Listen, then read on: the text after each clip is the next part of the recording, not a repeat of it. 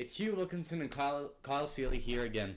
This week's topic is the Romanov dynasty and whether or not it was Nicholas II's fault for their decline and eventual demise. I know I'm certainly torn on this topic. What about you, Kyle? Well, I have to say there are good points for both sides, but I do believe Nicholas was to blame for his loss of power. Now, before we get into it, a little bit of backstory here. Nicholas was born on May the 6th, 1968 in the Russian Julian calendar. In 1894, he rose to the throne of Russia. He was a strong believer in autocracy, but after Bloody Sunday, he was forced to introduce elected legislature. His poor handling of Bloody Sunday in World War I led to revolution in Russia and his abdication. This eventually led to his and his family's execution at the hands of the Bolsheviks in July 1918. Firstly, let's talk about whether it was his upbringing that was at fault. Nicholas II's mother, Maria Feodorova, provided a nurturing family environment during Nicholas's upbringing. Eldest of 7 children, he received his education through a string of private tutors. While Nicholas excelled in history and foreign languages, he struggled to comprehend the subtleties of politics and economics. Alexander, his father, was a strong influence on Nicholas's conservative and religious values and his belief in an autocratic government. Now, I personally believe that the major reason for why Nicholas is not to blame for the fall of the Romanov dynasty is the severe lack of education received from his father, the Tsar, on how to be a good ruler. His father was a drunk who failed to teach him the very basics of politics and economy, and he died so early that Nicholas was not even prepared for the inevitability of rule. I do agree that Nicholas's father's failure to educate his son had a substantial role in his earlier shortcomings and the general unpreparedness that he demonstrated. But he had more than sufficient time to learn the unavoidable perplexities of running and maintaining government. So let's talk about World War I to start off with. Nicholas wanted to keep peace between the European powers, but he was also sympathetic towards the Slavs, which were being attacked by Austria-Hungary. And he was anxious to win control of the Turkish Straits, which would provide a fantastic trading route. This opposed his most valued advisor, the mystic holy man Gorovich Rasputin. Nicholas would have normally taken his advice, but Rasputin was not able to speak with the Tsar in person, as he was in hospital after an attempt was made on his life.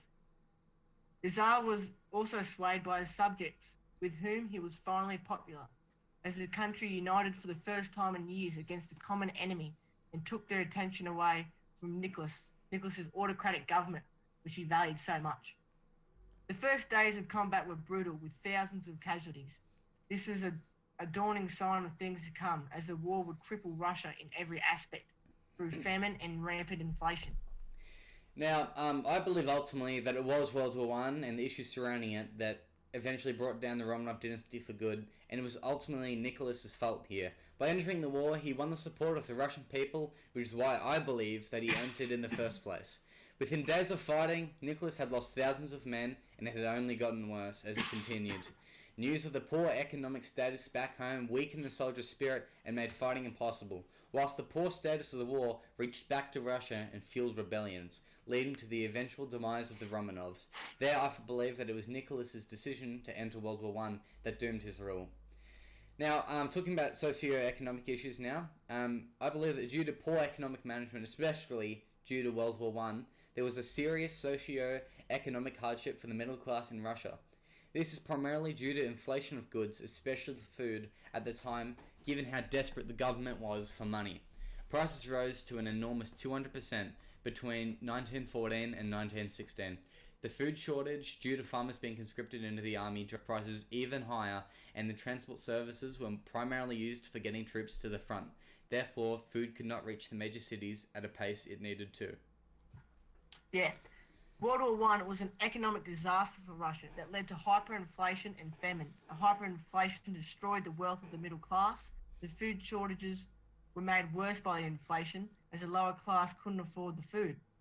This enraged the lower and middle classes, and they turned this blame towards the government, and rightly so. I personally believe that Russia was entered into World War I. Once Russia was entered into World War I, there was no way around this issue. Therefore, again, I believe it was the foolish decision to enter the war. Perhaps the economy could have been managed slightly better during the war, but whilst it was still being fought, Russia needed everything it could get at the front line to end the war quickly so they could return and get the economy back on track. I believe that it was Nicholas's fault here, especially considering that he left the entire country in his underqualified wife's hands who poorly managed the economy. Although at this stage he was caught between a rock and a hard place. Rookie mistake. Ultimately, in my opinion, the mismanagement by Nicholas, in particular during World War One, and the results it had on the Russian people, is a tipping point for revolution that would lead to the fall of the Romanov dynasty. Hunger leads to revolution. Now, in the end, I still believe that there are certainly aspects where the fall of the Romanov dynasty was Nicholas's fault, but at the same time, his upbringing and the situations where no matter what he did, it would reflect poorly on his rule, made his ruling of the country almost impossible. Well, that's it, ladies and gentlemen. Join Hugh and I next Wednesday when we talk about the Cuban Revolution. Goodbye.